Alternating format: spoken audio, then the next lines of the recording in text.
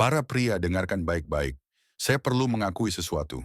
Kebanyakan pria menghabiskan seluruh hidup mereka mencoba mencari tahu apa yang membuat seorang wanita hancur, menangis, terobsesi, mengejar, dan menyesal.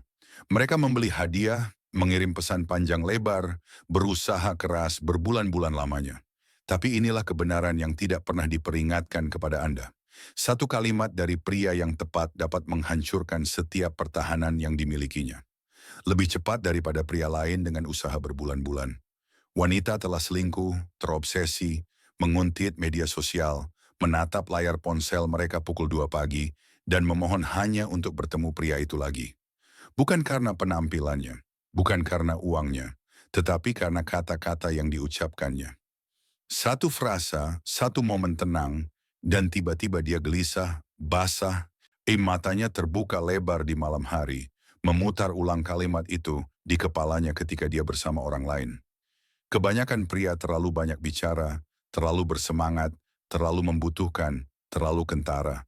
Itulah mengapa kami tidak mendambakan Anda. Tetapi pria yang mengetahui frasa-frasa ini, dia tidak hanya berbicara. Dia mengubah pola pikir kami. Dia membuat kita merasa terekspos, diinginkan, malu, dan tak berdaya sekaligus. Dan inilah bagian yang perlu Anda dengar. Satu kalimat membalikkan setiap permainan kekuasaan yang kita gunakan pada pria. Kalimat lain membuat kita bersaing dengan wanita lain tanpa menyadarinya. Dan kalimat yang paling Anda takuti untuk diucapkan justru membuat kita menghormati Anda selamanya. Kalimat terakhir, bahkan bukan tentang kita. Dan justru itulah mengapa hal itu membuat kita gila. Saya seorang wanita. Saya merasakannya. Teman-teman saya membisikkannya. Gadis Anda mungkin juga merasakannya. Dan jika Anda tetap bersama saya sampai akhir, Anda akan mengetahui setiap kalimatnya, tetapi terutama kalimat yang paling ditakuti pria untuk diucapkan. Itu nomor 8. Dan begitu Anda mengucapkannya, tidak ada wanita yang bisa menolak Anda. Mari kita mulai. Kalimat pertama, kekuatan jada. Saya harus jujur dengan Anda. Setiap wanita pernah jatuh cinta pada pria yang hampir tidak berbicara. Tenang, terkendali, fokus. Tetapi ketika dia akhirnya membuka mulutnya, kata-katanya terdengar seperti guntur. Saya pernah mengalaminya. Duduk berhadapan dengan pria yang hampir tidak mengatakan apapun. Tidak ada rayuan yang tak berujung. Tidak ada pujian yang lemah. Tidak ada sandiwara. Hanya keheningan. Lalu dia melontarkan satu kalimat. Tenang, mantap, dan itu mengubah seluruh tubuhku. Inilah kebenarannya. Wanita tenggelam dalam kebisingan, pujian, lelucon yang memalukan, teks panjang, perhatian murahan, obrolan tanpa henti. Kita mengharapkannya, kita mengabaikannya. Tetapi pria yang berhenti sejenak, yang membiarkan keheningan bernapas, yang membuat kita menunggu kata-katanya, pria itu menjadi langka. Dan ketika dia akhirnya berbicara, itu terasa lebih menyakitkan. Kata-katanya menusuk lebih dalam. Jangkauannya lebih luas. Gemanya terasa di malam hari. Mengapa? Karena kelangkaan menciptakan nilai. Jika Anda melontarkan kata-kata sembarangan, kita berhenti mendengarkan. Tetapi jika Anda membatasinya, hanya mengucapkannya ketika Anda benar-benar bermaksud demikian. Kita mendambakannya seperti oksigen. Keheningan Anda membangun ketegangan. Jeda Anda membuat kita mencondongkan tubuh. Waktu Anda membuat perut kita bergejolak. Dan ketika Anda akhirnya berbicara, kita mempercayai Anda. Ungkapan, aku tidak mengejar apa yang bukan milikku. Tahukah Anda betapa brutalnya itu bagi seorang wanita untuk mendengarnya? Itu menusuk ego. Itu mengguncang kerangka berpikir. Itu memaksa refleksi diri. Tiba-tiba, kita tidak lagi rileks. Kita merasa tidak aman. Kita mendambakan. Kita mulai berpikir, tunggu, apakah aku miliknya? Mengapa dia tidak mengejar? Bagaimana aku bisa menarik perhatiannya? Ingat ini, pria yang bisa pergi begitu saja adalah pria yang sangat ingin dia ikuti. Tapi jika Anda berpikir ini sudah kuat, kalimat kedua tidak hanya menciptakan ketegangan, tetapi juga membalikkan setiap permainan kekuasaan yang kita gunakan terhadap Anda. Kalimat kedua, pembalikan kerangka. Saya perlu mengakui sesuatu yang buruk tentang wanita. Kita menguji pria, kita menekan tombol, kita menimbulkan drama, kita menarik diri, kita memprovokasi, kita menjadi dingin, kita menciptakan kebingungan. Semua itu untuk melihat apakah Anda akan menyerah. Dan hampir setiap pria menyerah. Dia menjelaskan, dia membela diri, dia meminta maaf, dia berusaha lebih keras. Dan saat dia menyerah, kerangkanya hilang, kekuatannya hilang, daya tarik kita mati. Tetapi pria yang membalikkannya, yang menolak untuk berdansa, yang tidak emosional, pria itu membuat kita lemah. Saya pernah menguji pria sebelumnya, menjauh, menjadi dingin, melalui manipulasi kecil. Ini seperti menusuk sangkar untuk melihat apakah singa mengaum, tetapi seorang pria menatap mataku langsung, tenang, tanpa terganggu, dan berkata, itu tidak mempan padaku. Wei, tahukah engkau apa dampaknya padaku? Perutku terasa mual, jantungku berdebar kencang, egoku hancur. Tiba-tiba, aku bukan lagi yang mengujinya. Akulah yang diuji. Aku merasa terekspos. Triku tidak berguna. Senjataku tumpul. Dan bagian terburuknya, aku semakin menginginkannya karena dia tak tersentuh. Secara psikologis, ini kejam. Saat emosimu menjadi tak tergoyahkan, kau memisahkan diri dari 99% pria. Kau berhenti menjadi mainannya. Kau menjadi tantangannya. Tantangan memicu obsesi. Dan begitu seorang wanita merasa tertantang, dia akan mengejar. Ungkapan itu tidak mempan padaku. Tanpa argumen, tanpa emosi, tanpa penjelasan, hanya sebuah kalimat tegas. Kekuasaan bergeser, kendali berbalik, daya tarik meningkat. Dan jika kau berpikir ini membuat kita semakin terpuruk, ungkapan ketiga tidak hanya menghentikan permainan, tetapi juga membuat kita panik. Ungkapan ketiga, kalimat untuk menjauh. Aku akan mengakui sesuatu yang kebanyakan wanita lebih memilih mati daripada mengakuinya.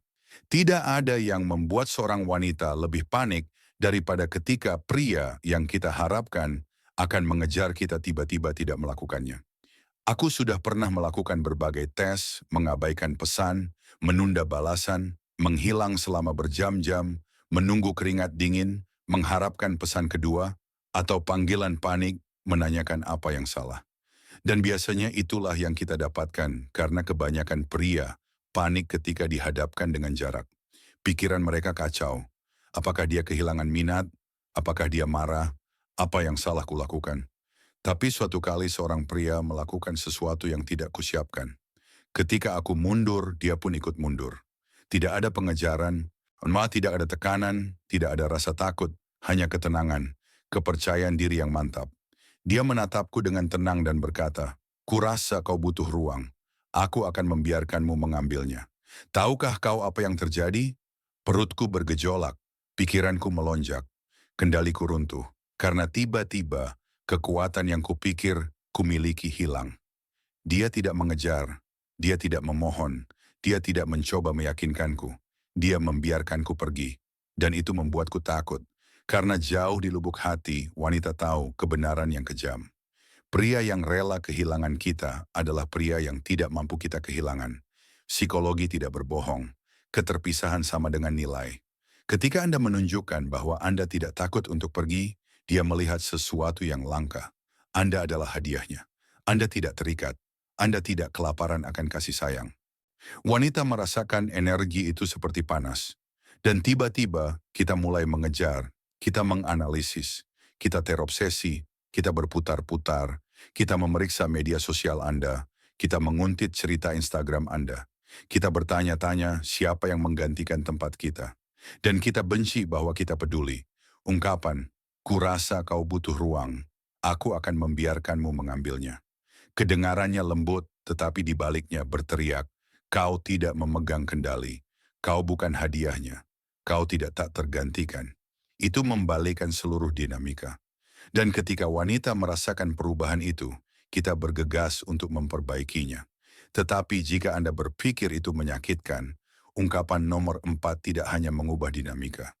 Itu menyerang ego, hati, dan alam bawah sadar sekaligus. Frasa keempat, hasrat tanpa ketergantungan. Aku perlu mengakui sesuatu yang memalukan, sesuatu yang dibisikkan jutaan wanita di AS secara pribadi. Kita tidak menginginkan pria yang tidak menginginkan kita, tetapi kita juga tidak terobsesi dengan pria yang membutuhkan kita. Kebenaran itu kejam. Pria yang dapat menunjukkan hasrat tanpa ketergantungan adalah pria yang menghantui kita. Aku ingat duduk berhadapan dengan seorang pria yang kuanggap menarik, mengharapkan rutinitas biasa, sanjungan, validasi, pujian lembut, ketertarikan yang dibuat-buat, tetapi sebaliknya, dia bersandar, kepercayaan diri yang tenang terpancar dari posturnya, dan berkata, "Aku menginginkanmu, tetapi aku tidak membutuhkanmu." Tubuhku bereaksi sebelum otakku dapat menangkapnya. Denyut nadi meningkat, napas dangkal, kulit memerah. Mengapa? Karena pada saat itu aku menyadari sesuatu yang menakutkan. Dia menginginkanku, tetapi dia bisa pergi. Pria yang membutuhkan kita dapat diprediksi, mudah dibuang, mudah dilupakan. Tetapi pria yang menginginkan kita tanpa membutuhkan kita, mereka menjadi obsesi. Ego kita muncul, harga diri kita terbakar. Kita mulai berpikir, mengapa dia tidak membutuhkanku? Apakah aku tidak cukup baik? Apa yang dia lakukan tanpa aku? Dan tiba-tiba kita mengejar karena keinginan tanpa ketergantungan memberi sinyal sesuatu. Kekuatan, kelimpahan, pilihan. Itu memberitahu kita bahwa kamu tidak kelaparan akan perhatian wanita. Dan tahukah kamu apa yang paling menarik bagi wanita Amerika Serikat saat ini? Seorang pria yang tidak mudah dimanipulasi. Ungkapan, "Aku menginginkanmu, tetapi aku tidak membutuhkanmu." Kalimat tunggal itu adalah perang psikologis. Itu memberi sinyal, kamu punya standar, kamu punya kelimpahan, kamu punya harga diri, kamu bisa pergi. Itu menciptakan ketegangan paradoks. Kita ingin dipilih, tetapi kita ingin mendapatkan pilihan itu. Wanita kehilangan tidur karena pria seperti itu karena jika kamu tidak membutuhkan kami akan bekerja 2 kali lebih keras untuk memastikan kamu menginginkan kami. Tetapi jika kamu berpikir ini berbahaya, ungkapan nomor 5 tidak hanya memicu keinginan, itu memicu persaingan. Sesuatu yang primal, kuno, dan tak terhentikan. Ungkapan kelima, pemicu kelangkaan. Aku akan mengakui sesuatu yang kejam yang akan disangkal wanita di depan umum, terutama dalam budaya barat. Kita tidak menghargai apa yang datang dengan mudah. Jika Anda mencurahkan perhatian tanpa henti, terus-menerus memvalidasi, membalas pesan dengan cepat, kami akan bosan, menjadi dingin, dan mulai berpaling. Bukan karena wanita itu jahat, itu karena psikologi manusia menghargai kelangkaan. Saya ingat seorang pria, dia menawan, tenang, tidak mencolok, tetapi energinya sangat memikat. Suatu malam setelah menggodanya karena tidak membalas pesan, setengah bercanda, setengah menguji, dia hanya menyeringai dan berkata, "Perhatianku tidak gratis, kamu harus mendapatkannya." Tahukah Anda apa yang terjadi? Harga diri saya hancur, ego saya terbakar, tetapi hasrat saya meroket. Tiba-tiba, saya ingin menang, mendapatkan, bahkan bersaing dengan wanita lain. Wanita membenci persaingan di depan umum, tetapi kami hidup untuk itu secara psikologis. Kelangkaan adalah naluri dasar. Pasokan yang terbatas menciptakan obsesi. Pria yang membanjiri perhatian akan kehilangan nilai. Pria yang membatasi perhatian, mereka menjadi tak ternilai harganya. Perhatian Anda menjadi piala, dan kami akan melakukan apa saja untuk mendapatkannya. Ungkapan, perhatianku tidak gratis, kamu harus mendapatkannya. Itu tajam, itu tidak adil, dan itu berhasil karena mengubah dinamika sepenuhnya. Kamu tidak mencoba memenangkannya. Dia harus memenangkanmu. Dan begitu seorang wanita merasa dia mungkin kalah, dia akan berinvestasi lebih banyak. Dia berusaha lebih keras, dia mengejar. Tapi jika kamu berpikir, itu membuat kita gila. Ungkapan nomor 6 tidak hanya membuat kita bersaing, tetapi juga membuat kita tunduk. Ungkapan 6, garis takhta. Aku perlu mengakui sesuatu yang membuat wanita marah, tetapi kecanduan. Kita ingin percaya bahwa kita adalah hadiahnya, bahwa kamu mengejar kita, bahwa kitalah yang dipilih. Itu memberi makan ego kita. Itu memvalidasi keinginan kita. Itu memperkuat kendali kita. Tetapi pria yang membalikkannya, pria yang membuat kita merasa seperti kitalah yang bersaing, merekalah pria yang membuat kita kehilangan akal sehat. Aku ingat pernah mengatakan kepada seorang pria bahwa aku punya pilihan. Itu adalah manipulasi, ujian yang disamarkan sebagai lelucon. Aku berharap dia akan berdebat, meyakinkan, panik, membuktikan nilainya. Kebanyakan pria memang begitu, tetapi sebaliknya, ia bersandar, lengan rileks, mata tak berkedip, dan berkata, "Aku tidak bersaing memperebutkan wanita. Wanita bersaing memperebutkanku. Tahukah kau apa dampaknya padaku? Seluruh tubuhku runtuh, kepura-puraanku hancur, kekuatan yang kupikir kumiliki hilang. Tiba-tiba, aku bukan lagi hakim. Aku adalah kontestan. Dan itu membuatku gila karena setiap wanita diam-diam ingin menjadi orang yang memenangkan pria yang diinginkan setiap wanita lain. Kebanyakan pria ketika mendengar seorang wanita membual tentang pilihan, langsung menyerah. Mereka berdebat, mereka memohon, mereka bernegosiasi, mereka terlalu mempromosikan diri. Tetapi pria yang menolak untuk bersaing, ia memaksakan hierarki psikologis. Aku tidak berjuang untukmu, kau berjuang untukku. Dan hierarki itu fatal bagi harga diri kita. Wanita mulai panik. Mengapa dia tidak merasa terancam? Apakah dia sudah menggantikanku? Siapa lagi yang menginginkannya? Apakah wanita lain melihat nilai dalam dirinya? Dan kemudian sesuatu yang asing terjadi dalam sistem saraf kita. Kita mengejar, kita maju, kita membuktikan diri karena sekarang perhatianmu terasa seperti piala. Ungkapan, "Wana aku tidak bersaing memperebutkan wanita. Wanita bersaing memperebutkanku." Sombong, kejam, picik, cantik, dan itu berhasil karena membalikkan kerangka bawah sadar. Kaulah tahtanya. Tapi jika kau pikir itu brutal, kalimat ketujuh tidak hanya membalikkan kekuasaan, tetapi juga memaksa rasa hormat secara instan. Kalimat ketujuh, kalimat batasan. Aku perlu mengakui sesuatu yang dibenci wanita, terutama wanita Amerika yang dibesarkan dalam budaya pemberdayaan. Kita sengaja melanggar batasan, kita membatalkan rencana di menit terakhir, kita memancing rasa tidak aman, kita menunjukkan sedikit rasa tidak hormat. Kita menguji kesabaran bukan karena kita menikmatinya, tetapi karena kita ingin melihat di mana batasnya. Kebanyakan pria tidak punya batasan. Mereka mentolerir segalanya. Mereka memaafkan perilaku tersebut. Nah, mereka meminta maaf atas ketidakhormatan kita. Dan saat mereka melakukannya, rasa hormat menguap, daya tarik mati, rasa ingin tahu berakhir. Karena jika kau tidak bisa melawan kami, bagaimana kau bisa melawan dunia? Tetapi pria dengan batasan yang tak tergoyahkan, pria yang menunjukkan ketidakhormatan mengakhiri permainan. Pria itu menakutkan kita dan membuat kita terobsesi. Aku ingat menguji seorang pria dengan jawaban dingin, acuh tak acuh, ceroboh, dan sengaja singkat. Aku berharap dia akan mengejarku lebih keras untuk mendapatkan kelembutan dariku.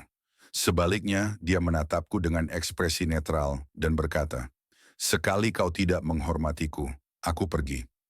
Seluruh tubuhku membeku karena aku tahu dia serius. Tanpa argumen, tanpa penjelasan, tanpa permohonan emosional, hanya pergi begitu saja. Dan inilah kebenaran yang kejam. Orang wanita lebih menghargai konsekuensi daripada penjelasan. Izinkan aku mengulanginya. Wanita lebih menghargai konsekuensi daripada penjelasan.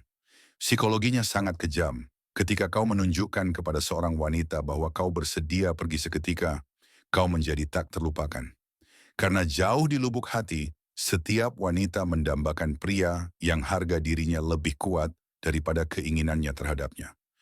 Ketika ketakutan seorang pria kehilangan seorang wanita lebih besar daripada ketakutannya kehilangan dirinya sendiri, wanita itu kehilangan minat.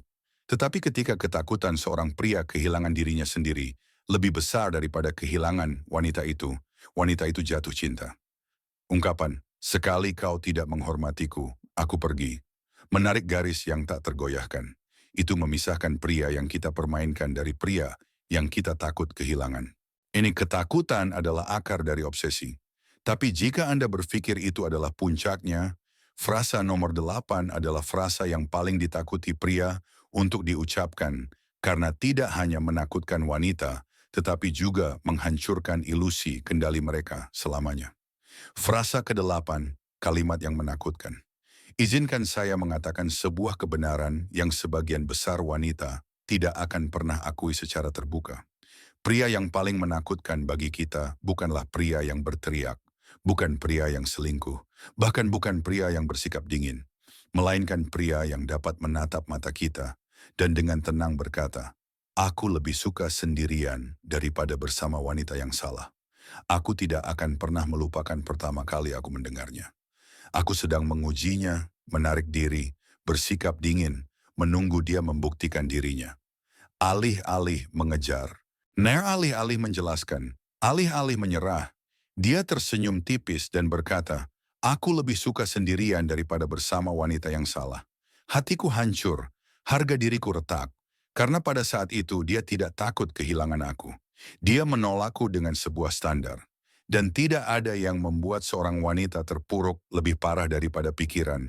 Mungkin aku tidak cukup baik untuknya. Psikologinya sangat kejam. Kebanyakan pria takut kesepian. Mereka mentolerir apapun hanya untuk mempertahankan kita. Tetapi ketika seorang pria memperjelas bahwa dia lebih suka berjalan sendirian, seluruh permainan kita runtuh. Kita berhenti mencoba mengendalikanmu karena kamu tidak membutuhkan kita. Kita mulai mengejar persetujuan karena kita ingin menjadi pengecualian. Ungkapan ini mengkomunikasikan standar, harga diri, kemandirian, kekuatan emosional. Dan inilah ketakutan rahasia yang dibawa wanita. Kita menginginkan pria yang bisa berdiri sendiri, karena jika dia bisa berdiri sendiri, dia bisa memilih kita dengan tulus. Ungkapan, aku lebih suka sendirian daripada bersama wanita yang salah, tenang, kalem, dan mematikan. Itu membuat kita menyadari sesuatu yang menakutkan. Kamu tidak membutuhkan kita. Kamu bahkan tidak membutuhkan wanita. Kamu membutuhkan dirimu sendiri. Dan begitu seorang wanita melihat tingkat kemandirian itu, dia akan melakukan apa saja untuk menjadi orang yang kamu pilih. Tetapi jika kamu berpikir ungkapan nomor 9 yang menusuk hati, itu tidak menyerang ego, itu menyerang pikiran. Ungkapan 9, cermin emosional. Aku perlu mengakui sesuatu yang kejam dan sangat nyata. Wanita suka memutarbalikkan emosi. Kita menangis ketika itu menguntungkan. Yang kita merajuk ketika itu memberi kita keuntungan. Kita menjadi diam ketika kita menginginkan kekuasaan. Kita bersikap dingin ketika kita ingin menghukum. Dan inilah bagian tragisnya. Kebanyakan pria langsung terperangkap. Mereka bergegas menghibur,